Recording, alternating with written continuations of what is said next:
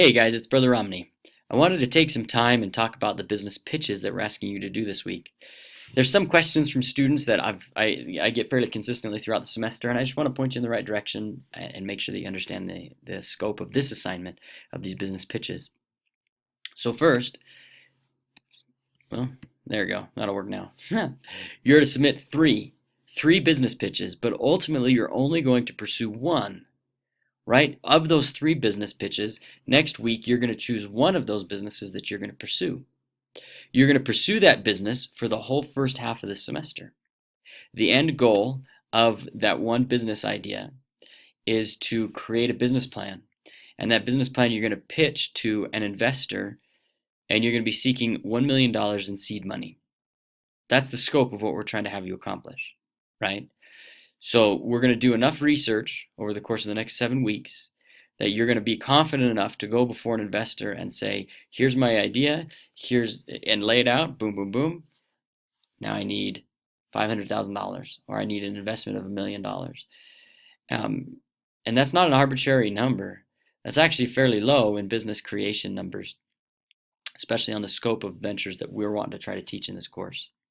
So with that in mind, let me give you some suggestions of business ideas that don't work. And then we'll talk in the next slide about business ideas that do work. I've found that some students have trouble thinking of some business ideas, and others it comes fairly naturally to.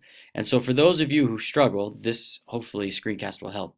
But first, business ideas that don't work. Small one-person businesses will not work for this course. If you present one of those to me, I will turn it down flat. I'll give you some examples of what those are. Baking, I've got a great cookie recipe, and I'm going to bake cookies and sell them. Doesn't work for the course. Photography, I'm a mom, I'm a stay-at-home mom, and I want a way to supplement my husband's income, and so I have a really nice camera, I'm going to take family pictures of friends. Doesn't work for this kind of course. Single person, service-based business, the kind of, I'm going to go and wash windows. Doesn't work for this kind of course. Now, the reason is not because they're not good business ideas, but the reason why they do not work for this course is the assignment requirements we're going to ask you to do won't fit those kinds of business models. B283, if you've taken that course, that's small business creation. These businesses that I just outlined right here, those ideas are for B283, but not for B383. So those don't work, okay? Another business that does not work, a business idea that does not work, is a current business you are involved in. For instance, a real estate agent, an insurance agent, they might say, hey, I could use the principles from this course to make my business better. Well, yes, you definitely can, but since your business is already running, your running business will not work for the assignments for this course. And then third, pursuing a business with partners will not work. And the reason is you're going to have your business partners do some of this work in the course. And so you're required to do all the work, the personal work for this course. And so it's just not fair if you have business partners pursuing a real business saying, hey, do this part of the assignment for me, do this part of the assignment for me. It's just not fair for all the other students. And so if you're pursuing a business with partners, that idea will not work for this course as well. So what business ideas do work? Well, first, some guiding principles. You want to find a consumer need, then figure out a way to fill it. It's that simple. Find a consumer need and figure out a way to fill it. An example, the Apple iPod. Apple was not the first to market with an iPod, but they were the best to market. And the reason is because they found a need.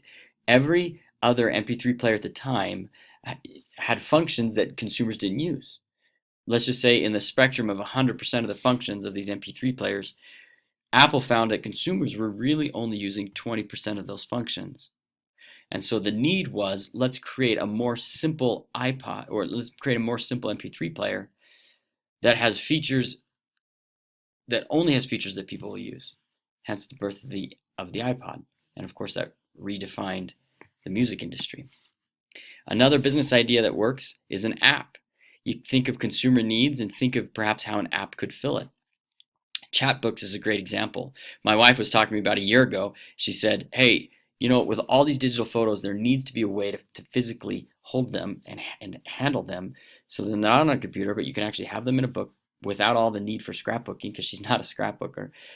And so we talked about that a year ago, and too bad we didn't do anything with it because that's a tremendous need. There's a great business out called Chatbooks. They have an app where it'll sync with your photo library, and after 60 pictures synced with your photo library, you can pick which ones sync with Chatbooks on the app, and then it just mails you a booklet, a book of your photos, 60 photos, 60 of your photos. It's a tremendous business idea.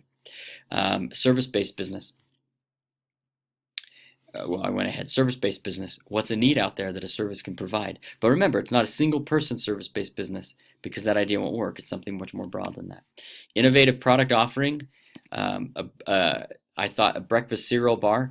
I actually pursued that idea in college in my undergraduate degree. A breakfast cereal bar, ideally located in college towns. Where you could just go and you get any cereal you want. You get a bowl. I thought it would be kind of fun. Innovative, definitely could work. Print advertising magazine. There's a lot of medical and fitness publications. There's some good money there. Health and fitness. Survey current gym offerings and see what changes or what added needs aren't being filled, and see if you can fill them. Now, one caution with the needs is sometimes we think of one specific niche, and we're like, hey, one gym isn't doing this, or one app isn't offering this service. And that's good. So start going down that road, but just think, what I'm offering, is it copyable very easily? And so that's just one thing to consider. All right, last little bit. Whoa, that got cut off. See if that, hopefully you can see that now. With any of these business ideas, you need to consider this final thing. What do I offer that will create a value for my customer? With my business idea, how will I create value? All right, that is so fundamental to this course. How will my business create value? What will make it different than the 1,000 other product offerings, 1,000 other service-based businesses, the millions other apps? What do I offer? How will that create value? Well, those are some ideas to hopefully get your mind thinking about business ideas and business pitches. If you need further help or brainstorming, feel free to send me a message. But for the most part, throw 3 ideas out, and then I can give you feedback from there. All right, thanks and good luck.